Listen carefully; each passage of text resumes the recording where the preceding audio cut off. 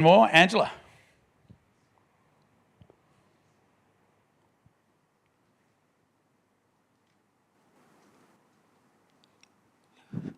Thank you, Pastor Fit. I have a testimony to say. My ex, he was out of the office, like he's a lawyer back in Papua New Guinea, in the province that we went, and he was the provincial legal advisor. 2017 October, when I left him, when he checked me out of the house, he was locked out of the office, and it was like politically, the member that was elected to the province locked him out of the office since 2017. And because of he's a public servant, government appointed employee, that's why he had to be on the salary. And I was praying that he must not be on the salary because my children are with him.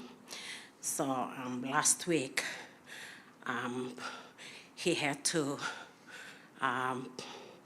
write to the state that they must reinstate that administrator for the province, and he can go back to the office, and the court declares that that administrator must go back and he will be in the office. So on Thursday, they had to lock the office and everything, and the other administrator, the police had to move him out because he was politically in the office. It wasn't government-appointed position. So anyway, they locked him, and my ex and the administrator, they moved in. And yesterday morning, my daughter messaged me and said, "Mom, pray for us. We are under threats." The former administrator was a Highlander, and in PNG, the Highlands, they fought with knife and guns and all this. So, we were scared. They were scared. And I didn't have peace, so I had to call Marlene and said, "Marlene, please, can you pray with me right now?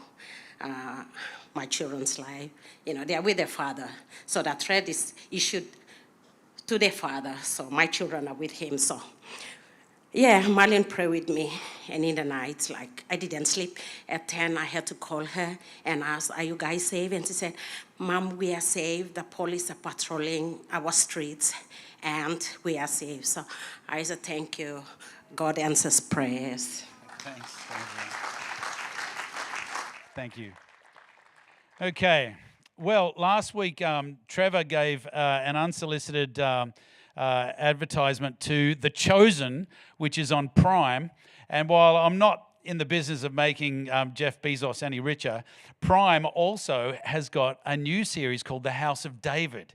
Has anybody been watching it?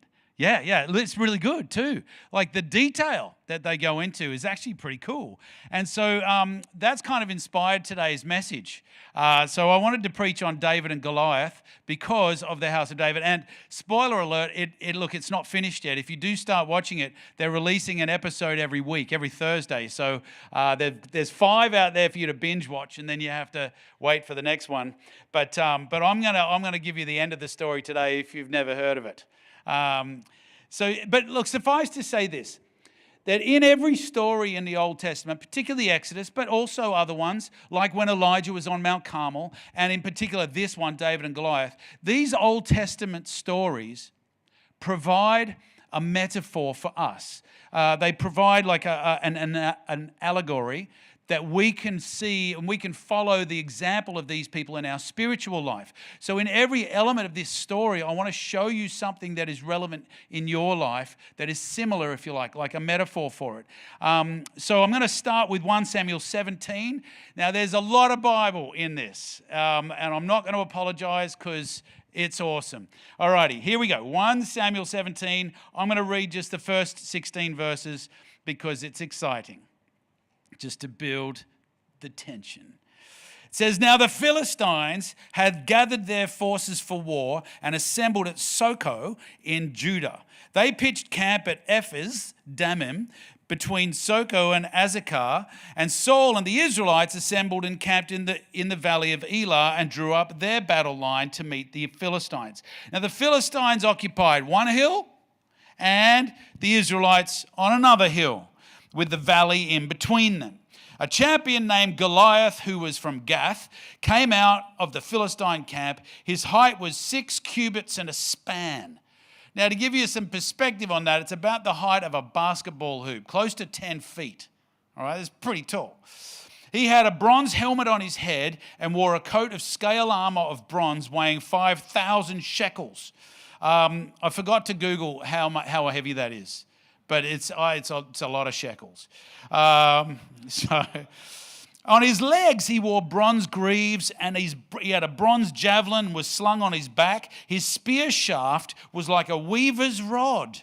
And I'm not sure, I've never seen one, but it sounds big. And its iron point weighed 600 shekels. His shield bearer went ahead of him.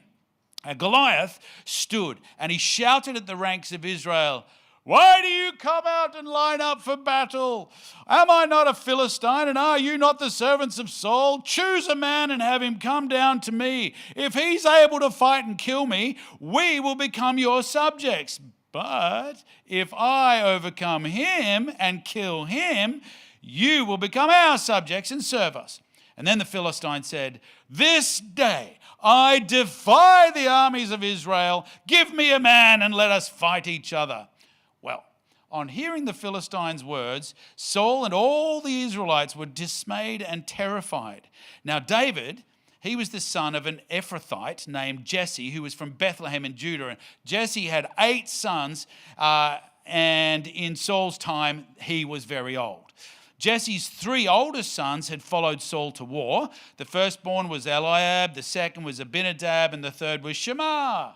Anyway, David was the youngest. The 3 oldest followed Saul, but David went back and forth from Saul to tend his father's sheep at Bethlehem. You'll have to watch the show to figure out why. So he was basically called into the service of King Saul to play his harp, and that was before the whole David and Goliath incident. So he was already sort of running back and forth from Bethlehem to Jerusalem, which wasn't all that, well, not Jerusalem, but was the stronghold of the Philistines that they had taken over. Anywho, for 40 days, the Philistine came forward every morning and evening and took his stand. All right, so picture this. In verse 8 we read, Goliath is down in the valley. The Philistines are on one hill, Israelites on the other. Goliath walks down the valley and he calls out to the Israelites to come down, face me. Come on, I'll fight you. Point is this. I think all of your most significant battles in your life happen in the valley. We were just talking about that. Thelma was just sharing about, valleys is also where the streams are, however. We'll get to that later. But most of your significant battles happen in a valley. Think of the metaphor. The hill is where you're safe. That's fine up there. It's great. It's like being all dressed, ready for battle in church, and you're going, yeah, woo, Jesus, woo, I love it. Yeah, and you're feeling all pumped because you've worshipped the Lord and you're great. But really, the valley's out there. The battlefield isn't in here. This is the hill. That's the valley outside where you go to work tomorrow or when you go to school tomorrow, wherever you are, that's the valley.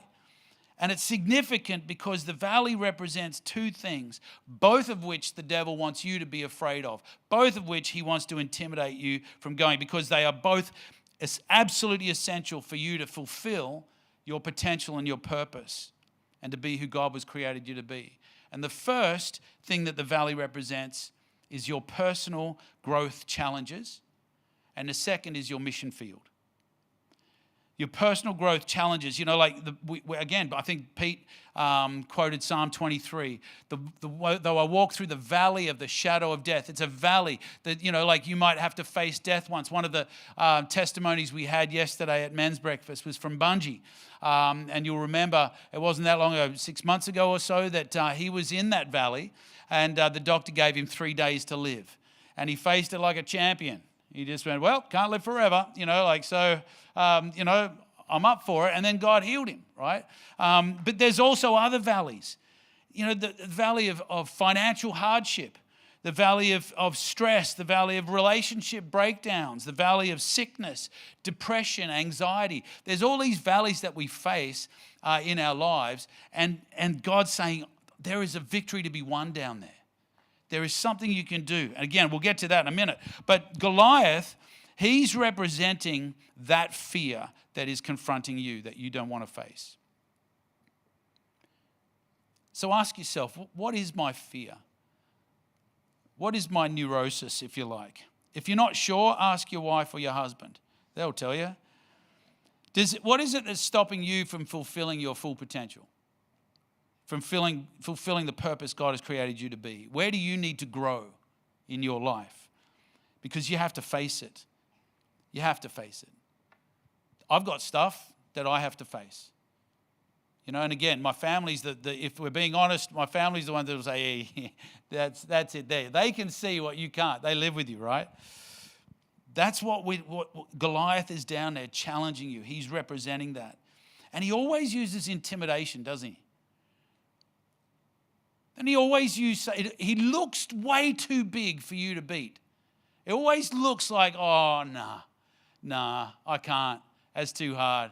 No, look, how about we just sweep that one under the carpet? No, I don't think I could do it. No, it's just easier to just grit my teeth and bear it. That would be easier. That's what he wants you to think. And you know, when it says that he came out every day for 40 days, the number 40, sorry to disappoint, is not always literal. It's like many things in the Hebrew language. There's a lot of symbolism, a lot of, and 40 is one of those numbers. Like 1,000 is one of those numbers. God owns the cattle on 1,000 hills doesn't mean that he's limited to 1,000. He actually owns a lot more, you know. And 40 days represents a long time. So he was coming out, and the point is this, that, it turns out Goliath, they believe, was descended from Anak, which was rumored to be part of the Nephilim, right? These giants. And that was way back when the 12 spies came into the land. You know, again, Pete, in your communion message, you're talking about the judges. Even before the 300 years of judges, this happened way back when the spies came into the land and they saw these giants and they were scared and intimidated. So this fear was cultural. This fear had been there for a long, long, long time. And your greatest blockages to your potential have been the ones that have been there a long, long time. Probably back to your childhood, in fact. But God has not given you a spirit of timidity, right? You know, 2 Timothy 1:17 says he's given you a spirit of love and power and a sound mind. You're not going crazy. He's given you a sound mind. You have got the power. He's in you. He's in you. You got this. He'll give you the courage you need. But here's what I love about David. See, Goliath isn't just this massive blockage. Goliath's also a door. Goliath is an opportunity. I mean, hear what he even said. He said it himself out loud. If you kill me, I will be subject. We will all be subject to you. Well, he'll be dead. But the rest, if you kill me, we'll be subjects of yours for the rest of your life. Point is this, again, metaphorically, that thing that you fear could become subjected to you. It becomes your subject for the rest of your life. That's why Romans 5, verse 3-4 says, we glory in our sufferings because we know that suffering produces perseverance, perseverance character, and character hope. If there's a challenge there, this is an opportunity for me to grow, for me to get stronger. James chapter 1, verse 2-4 says, consider it pure joy, my brothers, whenever you face trials of many kinds. Whenever you go down into the valley, whenever you face that thing, whenever you take it on, consider it joy because you know that the testing of your faith produces perseverance. Let perseverance finish its work so that you may be mature and complete, not lacking anything. So in other words, if you can face this thing, if you have got the guts to get down there in the valley and go at it, you will beat it and then you will be missing nothing. You'll be complete, mature, not lacking anything. That's what he wants for your life. That's who you were created for. But from the moment you were born, Goliath turned up and started yelling insults at you. But if you can win dominion over him, If you can win dominion over whatever's challenging you, it'll be subject to you for the rest of your life. But that brings me to my second point, which is walk the walk, don't just talk the talk. So back to the story. We're now in verse 17. So 1 Samuel 17:17. Now Jesse had said to his son David, so this is one of David's home trips. He's stopped playing the harp for Saul, gone home, looked after his sheep. And Jesse says to him, take this ephah of roasted grain and these 10 loaves of bread for your brothers and hurry to their camp. Take along these 10 cheeses to the commander of their unit. No, I have no metaphor for that. I have no idea why the commander's got cheese and his brothers get a loaf of bread. Whatever. You'd think you'd have half and a half for everybody, right? Ever heard of a cheese platter? Not at this point in time. See how your brothers are doing and bring back some assurance from them. They are with Saul and all the men of Israel in the valley of Elah, fighting against the Philistines. David's probably, I know. Anyway, early in the morning, David left his flock. Remember, David's 15 years old at this point. David left the flock in the care of another shepherd. He loaded up and set out, and as Jesse had directed. He reached the camp of the army, as the army was going out to its battle positions, shouting the war cry. Right? Remember, they're up on a hill. The Philistines are up there. So they go to battle positions, everybody line up on the hill, and they shout, rah, rah, rah. Israel and the Philistines were drawing their lines and facing each other.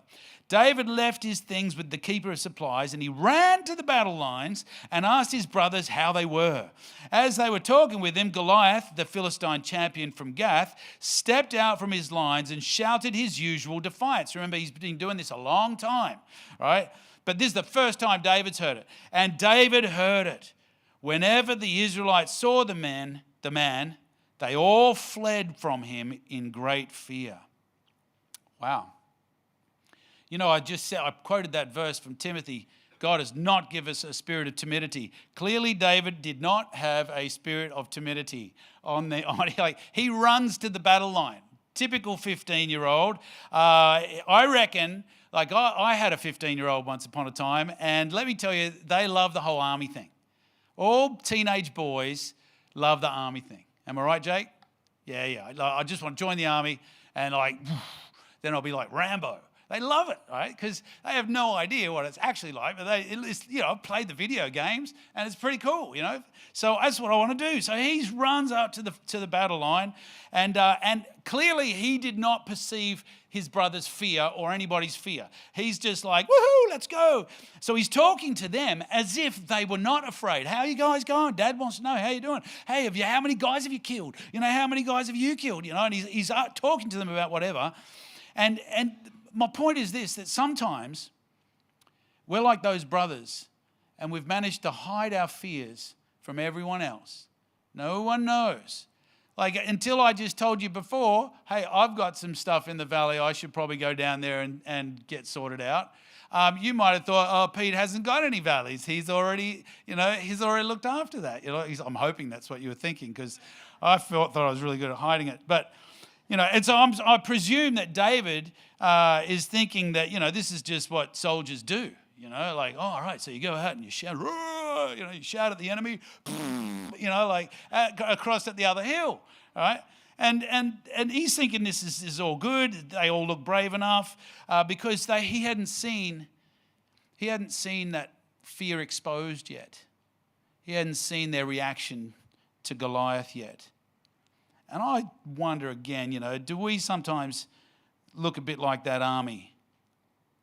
Forever lining up and shaking our fist at the enemy and shouting, but actually too scared to go down to the valley and fight him. Jesus can heal. Yeah, Jesus will set you free. I mean, you, not me. I'm staying right here, thank you very much. I don't want to go down there. I don't want to face that thing that's in my life, that fear or that anxiety that's in my life. Sometimes we look like we've conquered our fears, but we don't actually have our acts together at all. Like Jesse, Dad, he actually said, yeah, go down there. They're fighting. He thinks they're fighting. But they didn't. They weren't. They just looked the part, right? And they even sounded the part. Sure. Like in church on a Sunday morning. Yeah. Oh, the enemy's been defeated. Yeah. And we're all talk sometimes, like the army was. But the battle's in the valley. It's not here on a Sunday. This is the hill. This is awesome. And hills are great. We need to come here every week. But we've got to also get down in the valley sometimes and conquer those fears, get it sorted so that we can be all God has created us to be. Amen. So, sooner or later, your fear will be exposed as the opportunity to confront Goliath presents itself. And sometimes that's in a very, not very convenient time, an inconvenient time. David's watching and he's there, and Goliath comes out and he watches them all flee. It says they all fled. Can you imagine David standing there watching his big brothers flee? What? I thought you guys were tough. You bullied me my whole life. Like, I thought, what's going on, right? And I want to say, if you are a seasoned Christian, if you've been a Christian a long time, the younger generation are watching you. They're watching how you deal with stuff. How do you deal with your anxieties? How do you deal with conflict? How do you deal with stuff that confronts you? Because I need to learn. It's called discipleship, right? So David, I imagine was a bit disappointed when he saw his brother's failure and run away. But fortunately, his faith was not reliant on someone else's success, right? He had a close and personal relationship with God. He had experience with God. And so, he still believes in God, not them. His faith isn't dependent on them.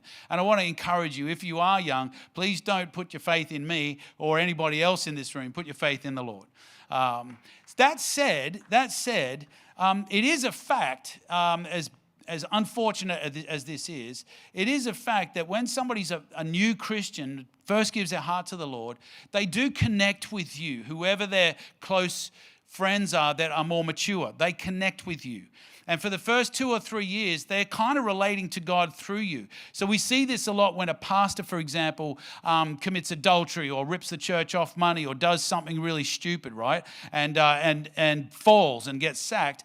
Often people that have only been a Christian for a year or two will lose their faith because they're not at that point yet where they've got their own thing going on with God. They're still connecting through you. Point being that if you're that older Christian, don't do anything stupid. Amen? Everybody say, I won't. All right, that's good. So anyway, Goliath is there and he looks overwhelming and all that. But fortunately, I don't know if you picked it up the first time I read it, but there is another factor in this whole equation, and that is the reward for winning. The reward for winning. So David keeps his eyes on the prize. Listen to this. I'm going to keep reading. So this back in 1 Samuel 17, and now we're in verse 25. Now the Israelites had been saying, do you see how this man keeps coming out? He comes out to defy Israel. But the king will give great wealth to the man who kills him. He will also give him his daughter in marriage, and he will exempt his family from taxes in Israel. Woo! So David asked the men standing near him, excuse me? Say what? Like, what'll be done for the man who kills the Philistine and removes the disgrace? So who's this uncircumcised Philistine that he should defy the armies of God? They repeated to him what they'd been saying and told him, this is what will be done for the man who kills him. Well, when Eliab, David's oldest brother, heard him speaking with the men, he burned with anger at him and asked, why have you come down here? And who did you leave those few little tiny baby sheep in the wilderness with? I know how conceited you are, and I know how wicked your heart is. You came down only to watch the battle. Now what have I done, said David. Can I even speak? And he turned away and asked somebody else, and he brought up the same matter, and the men answered him as before. Do you know, as if the satisfaction of defeating your greatest fear wasn't enough, there is reward as well. Not just freedom from that oppression, but there is reward. In this case, he gets money, the girl, no tax, And we remember what Goliath said, I'll be subject to you, right? That we'll be subject to you for the rest of your life. He's so amazed that he has to ask twice because he's not sure he heard it right. So hang on, let me get this straight. Is that right? But look at verse 28, how Eliab responds. The older brother, now that his fear, his weakness has been exposed. It says he burns with anger just because his little brother said, what will be done for this? Are you saying that? That's incredible. What a great reward. But Eliab is so incensed because his fear, his insecurities, his anxiety, his depression, whatever it is, has been exposed. He burns, it says, he burns with anger against anyone who dares to go where he didn't have the guts to go. It's an extreme reaction, to say the least, wouldn't you say? And he puts David down. He tries to humiliate him and reminds him that he's a nobody in charge of just a few sheep in the desert. He accuses him of being conceited, that proud and arrogant. He accuses him of being a coward and just a spectator. So he's attacking his heart, which is the main thing that God told David he had right. I look at the heart and yours is good. But his brother's attacking him. Occasionally that's going to happen, He's trying to make David feel worthless, probably because that's how he feels. And people do that. Sometimes if you've got the courage to go somewhere someone else hasn't got the courage to go to, their response may be to give you a hard time. What did David do? Just turned away. Like my mum used to say, just ignore them, son. Just ignore them. Just turn away. So just walk away. Don't come down to that level. Don't engage. Just get away from it. Don't let someone else's confidence threaten you either. Don't let someone else's insecurities threaten you, but don't let their confidence threaten you either. If you see someone who is doing well, cheer them on. It's going to be good for everybody. Cheer them on. So what's David's response to all this? Does he run back to daddy crying because his big brother was a meanie? No. He won't let that happen. He keeps his eye on the prize. He goes and he asks a third time. In verse 30, he says, one more time, hey, what's going to be done for this? He's incredulous. You're saying that I'm going to be rich, I'm going to get the girl. And in the show, The House of David, he's starting to fall in love with, we're in episode 5, and he's falling in love with one of Saul's daughters, and Michal, and he's thinking, so I get the babe as well and no tax? This is too good to be true. So he keeps his eye on the prize. Kind of reminds me of Jesus. Remember Jesus said, who for the joy set before him endured the cross. How do you endure the valley? How do you endure the fight that you have in front of you for the joy set before you? Imagine what it's going to be like when you win, and focus on that. 2 Corinthians 4, verse 17 says, for our light and momentary troubles are achieving for us an eternal glory that far outweighs them all. Keep your eye on that. Imagine your life when that insecurity's gone. Imagine your life when that fear, that depression, when whatever it is that is stopping you, or is holding you back. Imagine your life. Keep your eye on that. Keep your eye on that. That's what David did. Imagine what we would be as a church if we could just overcome any inhibitions and just share the love and grace. Go to the jar. Don't just grab one. Grab a handful and say, I'm going to see how many I can get done this week. Leave some for someone else. But, start to actually overcome some of those inhibitions. What do people think of me? Oh, don't worry about that. Just let's go into the valley and have a crack. So are we going to be Eliab's or are we going to be David's? Let's move along. So this is the fourth point. Embrace your training. Okay, so I'm now in verse 31. It says, when David said, what David said was overheard and reported to Saul, and Saul sent for him. Remember, Saul already knows him because he plays harp for him. David said to Saul, let no one lose heart on account of this Philistine. Your servant will go and fight him. And Saul replied, excuse me, that's not going to happen. You're not able to go out against this Philistine and fight him. You are only a young man, 15, and he has been a warrior from his youth.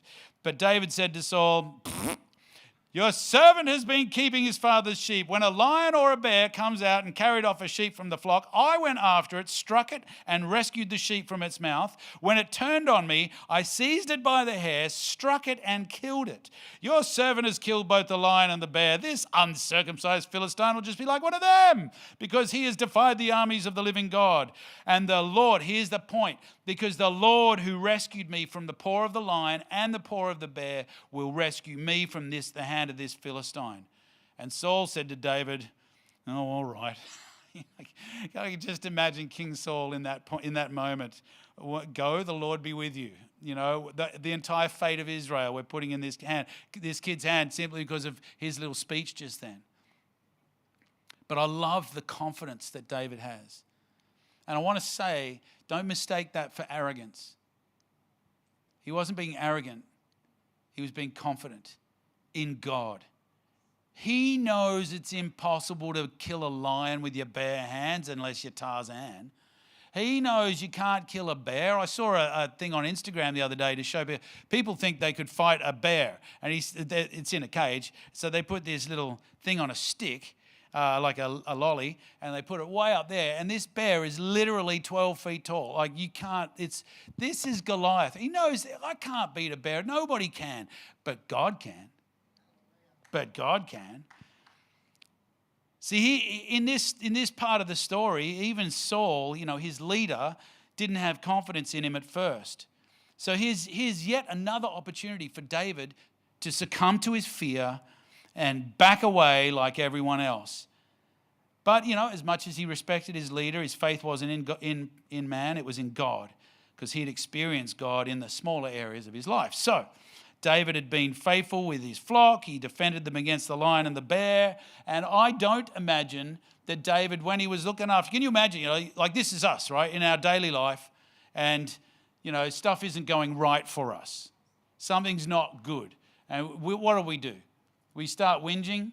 Like if we were David, would we be like, how come, God, why do you let, these lions come and take Dad's sheep, It's not fair. I don't understand. I mean, what possible reason could God have, for putting me here and putting me in danger like this, and lions and bears coming and eating sheep? I'm not sure if bears eat sheep, but I'm not sure why bears are in the story. But anyway, and besides, I'm the anointed one. Like, I'm supposed to be the king. I'm just wasting my time in these dumb sheep in this dumb desert and stupid and hot and so, I confess I have said words similar to that at times. When things aren't going right in my little world, sometimes we get uncomfortable and we spit our little dummy with Jesus. Am I the only one? No, look, I know I'm not, and because I know my superpower, which is being Mr. Average. That's my superpower. So if I'm feeling it, you're probably feeling it. There's a good chance, right? But David, he wasn't Mr. Average. This guy, no way. Every time something went wrong in his little world, he wouldn't tolerate it. Every time there was an issue, he'd sort it out. If there was a conflict, he'd sort it out. He wouldn't bury it. Every time something went wrong, he'd fix it. He'd go, if his world was threatened, he would go after it. And he didn't expect it to be easy. He went, like he says, when the lion turns on you, it's all well and good to throw a rock at a lion, make him let go of the sheep, and then you go pick up the sheep and walk away. Oh, it's not over, Red Rover. This lion's going to turn on. And when he does, I'm ready. And we've got to be ready too. Sometimes we just think, oh, Jesus, please make my life better, and expect that nothing's going to go wrong. That's not how it works. Just because I'm a Christian doesn't make my house impervious to Cyclone Alfred. Stuff goes wrong all the time. When it does, am I going to whinge or am I going to fight? Because David was a fighter. He goes, I don't expect it to be easy. God never said it would be easy. God never said, you know what? He never promised life would be easy for you. And if you've heard that preached, I'm sorry, but that's wrong. What he did promise was his presence. Yeah, but doesn't it say his yoke will be easy? That's not what it's talking about. He's meaning God's presence, God's call on your life will be a good fit. My yoke is easy. It fits well. But it's still work. It's still hard work. You still have to fight. He says, I will never leave you or forsake you. Joshua, go into the land. Oh, by the way, you're going to have to fight for it still, so be strong and courageous. But I'll be with you. Though I walk through the valley of the shadow of death, I'll fear no evil because you're with me. It's all Jesus said. I will never leave you or forsake you. Surely I am with you to the very... That's the promise of God. So he still wants you to fight. So, we've like the older generation nowadays, it's very common for them to criticize the younger generation, saying they're just not resilient, But really, that's on us, right? We've got to train our people. We've got to teach our young how to fight, because it doesn't just get handed to you on a silver platter. No matter what the Instagram influencers try to tell you, it doesn't. We've got to learn how to fight like this guy did. So don't be a victim. Don't put up or tolerate anything less than God's will for your life. I love that verse in Matthew 11, I think it is, where he says, the kingdom of God advances forcefully, and forceful men take hold of it. That's David. He's the aggressor. He's not the victim. He's the aggressor. That's who you should be. You're the aggressor. Go get him. Get down in that valley. Say, right, I'm going to fix this once and for all. Mum and Dad were like this, and that's given me these particular neuroses, so I'm going to sort that out. I'm going to fix it. Amen? All right. So God had been preparing David in the desert, by the way. God prepared Jesus in the desert. God prepared Moses in the desert. He prepared Paul, Abraham. Even Joseph was in a desert of sorts, being in a jail cell. Basically, God will sometimes take you out, put you in a desert experience to train you for what he's got for you. In fact, David actually spent many years back in the desert after this event, because he was running from Saul. Again, God was preparing him to be a king after his own heart in the desert. So don't despise the day of small beginnings. That's Zechariah 4, if you didn't know that. And don't resist the call into the wilderness, because even Jesus was led by the Spirit into the wilderness, right? So that's okay. Learn how to fight. Number 5, your success gives glory to God. All right, this is now towards the end of the story. Saul dressed David in his own tunic. I'm in verse 38. Saul dressed David in his own tunic, and he put a coat of armor on him and a bronze helmet on his head. And David fastened onto his sword over his tunic and tried walking around, because he was not used to them. I can't go in these, he said to Saul. I'm not used to them. So he took them all off. Then he took his staff in his hand, chose 5 smooth stones from the stream, and put them in the pouch of his shepherd's bag. And with his sling in his hand, he approached the Philistine. Meanwhile, the Philistine, with his shield bearer in front of him, kept coming closer to David. He looked David over and saw that he was little more than a boy, glowing with health and handsome, and he despised him. He said to David, "Am I a dog that you come at me with sticks?" And the Philistine cursed David by his gods. "Come here," he said, "I'll give your flesh to the birds and the wild animals." And David said to the Philistine, "Will you come against me with sword and spear and javelin? But I come against you in the name of the Lord Almighty, the God of the armies of Israel, whom you have defied. This day the Lord will deliver you into my hands, and I'll strike you down and cut off your head. This very day I'll give the carcasses of the Philistine army to the birds and the wild animals, and the whole world will know that there is a God in Israel." Well, all those gathered here will know that it is not by sword or spear that the Lord saves, for the battle is the Lord's, and he will give all of you into our hands. Well, as the Philistine moved closer to attack him, David ran quickly toward the battle line to meet him. Love that. Reaching into his bag and taking out a stone, he slung it and struck the Philistine on the forehead. The stone sank into his forehead and he fell face down on the ground. So David triumphed over the Philistine with a sling and a stone. Without a sword in his hand, he struck down the Philistine and killed him. And David ran and stood over him. He took hold of the Philistine's sword, drew it from its sheath, and after he had killed him, he cut off his head with the sword. When the Philistines saw that their hero was dead, they turned and ran. And everybody said, "Woohoo!" How good's that? So here's the thing. God wants you to do well. He does want you to do well. But true success is to be all you were created to be, right? Or for us to be all we are created to be as a church. We're different. We're unique. We're us, right? So be yourself.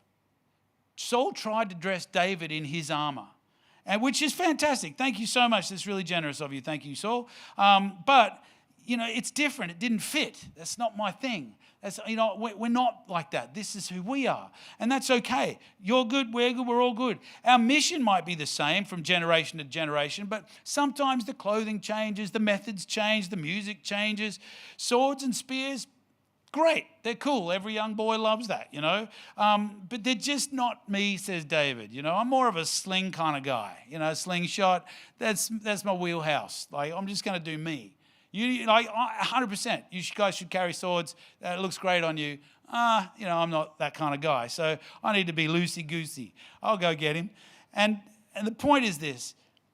Whatever God's given you to do, he's trained you for. He's created you. Own it. Be you. Just be yourself. Like Wally asks everybody, you want to become a Christian? So, yeah, lots of people become Christians. You might not have the same personality as Wally. You just do you. And let God use you. Let him shine through you. He wants to shine through you. Don't be afraid. If it is just fear that's holding you back from asking the question, then knock that on the head and ask. But still be you. What's in your hand? How's God trained you? What's your personality like? That's what God wants to use. So in verse 42, it says Goliath, he despised David. He asked for a champion warrior, and instead they send a shepherd boy. So apparently he's insulted, which I do suspect is how the devil looks at you. He's insulted when you come up to him and say, yeah, I'm going to take you on, because in the name of God, I got this. I'm filled with confidence. So he tries to curse David and intimidate him with scary threats. So David just goes, yeah, we'll see. We'll see about that at the end of the day. And he uses that same threat almost right back to you. The devil says, oh, feed your carcass to the birds and the animals. So that's what David says, oh, feed your carcass to the birds and animals. And I love that, right? But here's the thing. He knew God would give him the victory, but it wasn't about David looking great. It was about God looking great through him. And let me tell you, God can look great through you. God can look great through you. There's a reason Donna's so vocal, because she's been in the valley. She's fought a couple of Goliaths or four or more, and she's overcome. So it just comes out of her. She's always, yes, cheering us on. And, when you overcome those Goliaths, honestly, it changes your world. John 15:8 says, it is to my Father's glory that you bear much fruit. I want you to bear fruit. I love it. I love it when you do well. When you win, God is glorified. Yep, he does. He resists the proud and gives grace to the humble. But humility isn't allowing your fears to dominate you. That's not humility. And it's not proud if you use your gifts to do your best. Pride is just a sense of arrogance and a sense of superiority. It's the same as the difference between, we were talking about it yesterday, with the difference between being judgmental and making judgments. People think, you're being judgmental. Well, no, I'm just making a judgment, Meth is bad. I'm not judging you. That's a judgment. Meth is bad, right? But judgmentalism would be, I'm better than you because I don't use meth. Now you've crossed the line. Don't become superior. And David wasn't feeling superior. He wasn't saying, you guys are all a bunch of idiots. I'll show you how it's done. He was just incensed that the devil was shouting these curses and stuff. And he's got, I'm just going at it. I'm going to go get him. And so he did.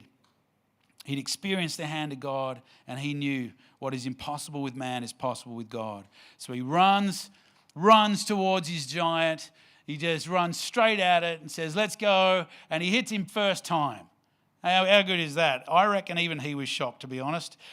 He hits him first time. And I'm sure you've all heard the question asked, why did he have 5 stones then? And everybody says, because Goliath had 4 brothers. Nonsense. I don't think that's it. There's thousands of stones in the creek. If you've got more brothers, go get some more stones. Do you know what I think it was? I think it's as simple as this. If I miss him the first time, I'll go again. And if I miss him the second time, I'll go again. I've done this a while, and by the fifth shot, trust me, my eye will be in. Right? Maybe he wasn't expecting an easy ride. He wasn't expecting God to carry the stone through the air. I reckon he thought, I'll take 5, and if I miss a couple of times, not a problem, I'll get my eye in. It will, I've never missed 5 times in a row. That's never happened, so I'm good to go. I think he knew he was being realistic, and he's going, you know what? I got this. I know that God's going to give me the victory. And verse 50 says, so David triumphed over the Philistine with sling and stone, without a sword in his hand, and he struck the Philistine. God was in this. That's a miracle right there. Besides, I don't think it is possible to beat Goliath using his weapons. He's a specialist with those weapons, right? He's covered in armor head to toe. He's got a shield so big he has to have a bloke carry it in front of him. You can't beat the enemy with his weapons. You can't use stealing to overcome financial stress. You can't use adultery to overcome a failing marriage. You can't use lies and gossip to try to get people to give their hearts to the Lord, or entertainment or any of that. There's so many, we can't use that. The weapons that we fight with are powerful for pulling down strongholds. They are different. They are different. God, by the way, is a lateral thinker. He says, here, love your enemies, bless those who curse you. Do something unexpected. How many people remember that first Indiana Jones movie? When he's there and this guy jumps out and he's got this sword and he's a master swordsman. You remember that? And Indiana just pulls out his gun and shoots him, right? That's like God saying, yeah, forget the sword, just shoot the guy, right? And we've got weapons that, like, we're generous when we're financially tight. When we're sad, we remember eternity. We can experience joy. We've got a promise from God for every situation. That gives God glory. So I want to finish with this last point. Thanks, Marcello.